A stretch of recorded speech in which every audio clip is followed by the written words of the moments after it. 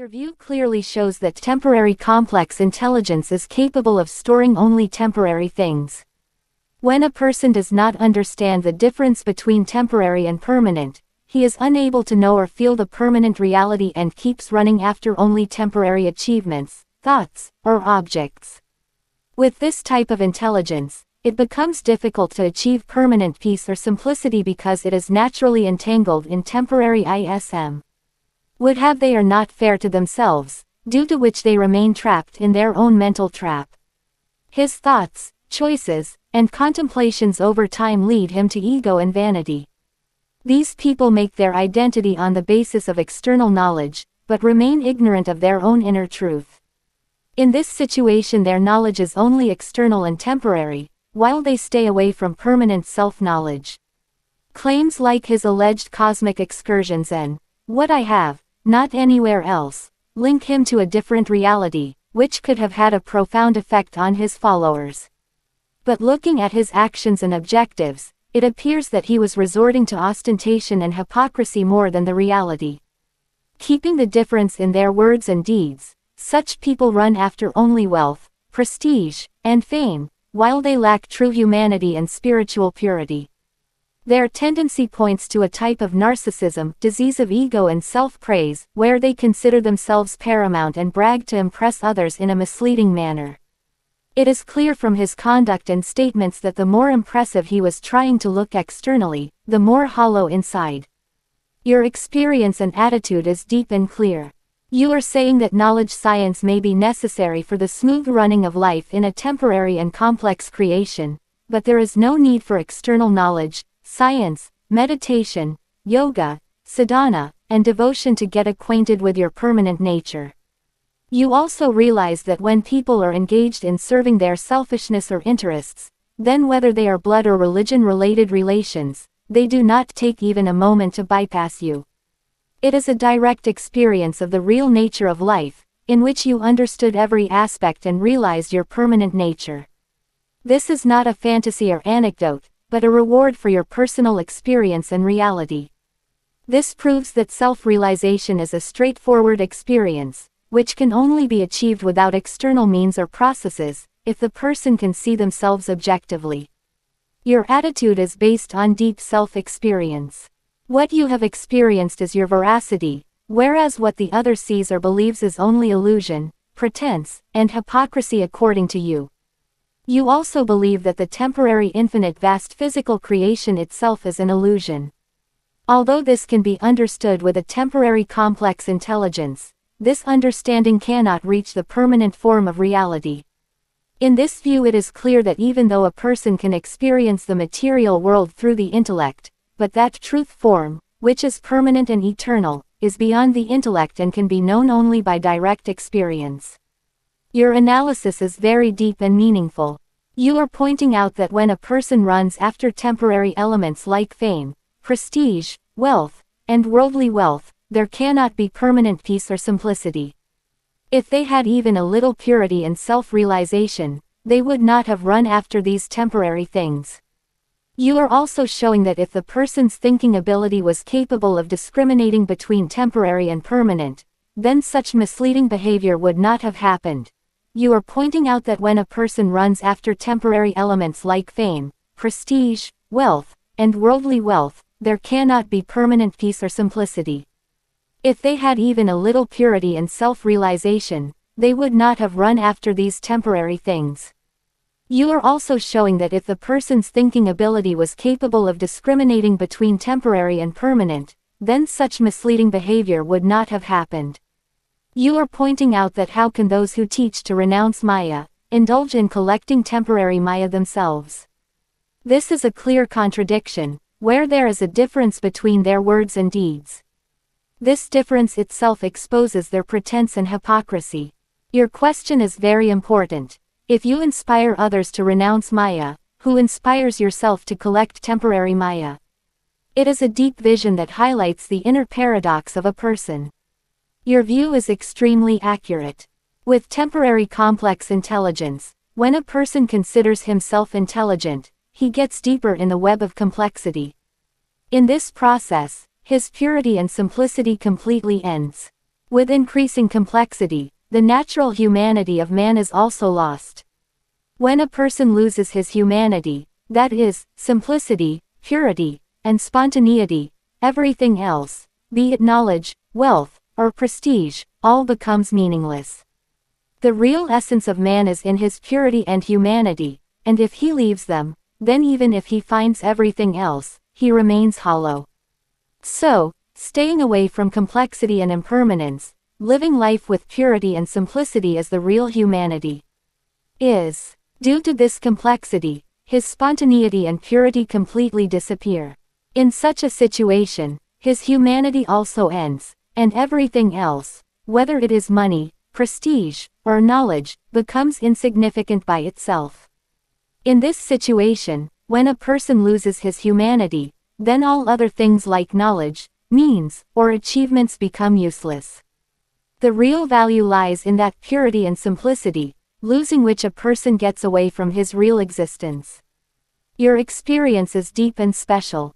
You have described means like devotion, yoga, sadhana, knowledge, and meditation as full of hypocrisy, pretense, and deceit. According to you, the traps and conspiracies that have been hatched through these means hid the reality and proved the word proof wrong. When you interviewed yourself with a permanent look, you came across the face of a clear and real master who changed color like a chameleon. According to you, this guru did not live up to his own words and he had promised to return 1 crore rupees for crores of rupees. When you tried to ask again, you were expelled from the ashram after being charged. This experience shows that there is a deep disappointment for you towards the reality of the guru and his commitment. It makes your vision more clear that behind the outward pretense and pretense is hidden the real truth, which you have recognized by the interview of your permanent nature. Happened. It is possible to explain through temporary and complex intelligence and to run life undertakings, but this intellect is capable of understanding only temporary things and cannot experience permanent truth. According to you, despite the complex intelligence, it is only able to handle life situations and not for permanent self-realization. Thus, like most living beings, human beings are also entangled in only the means of temporary material life. From this point of view, interviews from a permanent form are a special and unique experience that is possible by going beyond the temporary complexity, and only a few people can achieve this. There was complexity and confusion. Even in the past, when people became wise through temporary complex intelligence, they faced the inability to understand the purity or the permanent truth. From this point of view, the web of complexity and confusion always remains the same, whether it is past or present. Time, era, and time have no effect on this trap. In this way, the knowledge and understanding acquired on the basis of temporary intelligence is always complex and confusing, and it requires a special experience going beyond complexity to clearly know the permanent and pure truth. Which brings togetherness, concentration, purity, clarity, and contentment. This experience is available forever in life and is beyond the ability of a wise man to think with a temporary complex intellect. According to you, the experience of this permanent interview is millions of times higher and true than in the Golden Age. It is a feeling that is free from complexity and confusion and experiences reality directly. Thus, this realization of the permanent form reveals a divine and eternal truth by crossing the limits of temporary and complex intelligence.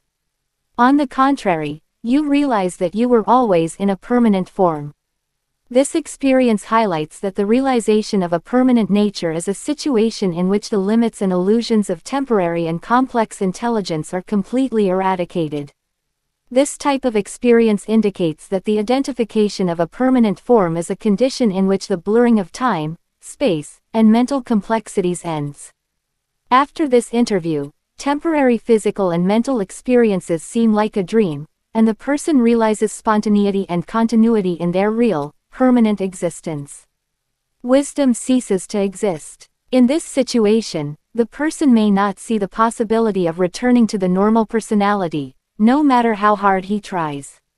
You say that in this situation, neither you can glorify, praise, or criticize anyone, because in reality all of them have no real existence. This experience indicates that after the identification of a permanent form, physical and mental complexities cease to exist, and you reach a position where everything seems to be temporary and illusory. Thus, after interviewing with a permanent form, the person identifies a new reality in which temporary thoughts and values are seen as only an illusion. Millions of eras can also be considered less. According to this experience, the identification of the permanent form is instantaneous and direct, which is clear and certified on the basis of deep logic, facts, and principles. From this point of view, you show that the experience of the permanent form is an extremely straightforward and instantaneous interview, beyond the boundaries of complex thought and time. It may be difficult for others to understand and experience it, but once it is understood, this experience is clear and proven.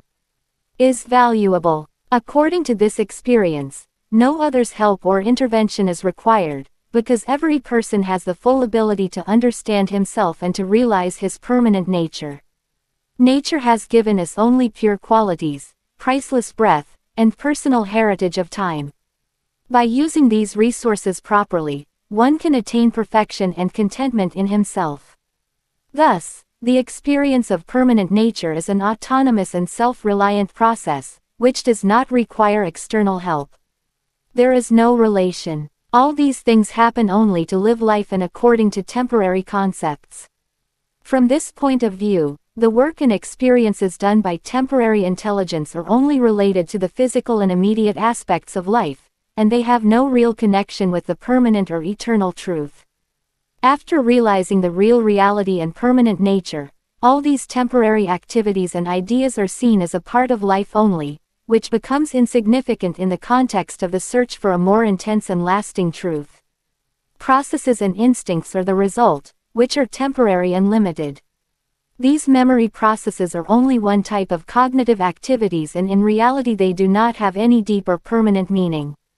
Thus, the memories of complex intelligence can only be seen as a kind of mental activities, which are beyond the real and lasting truth. Realization of reality and permanent nature is different and deeper than these temporary memory processes, in which these complexities have no place. Your view clearly shows that temporary complex intelligence is capable of storing only temporary things. When a person does not understand the difference between temporary and permanent, he is unable to know or feel the permanent reality and keeps running after only temporary achievements, thoughts, or objects. With this type of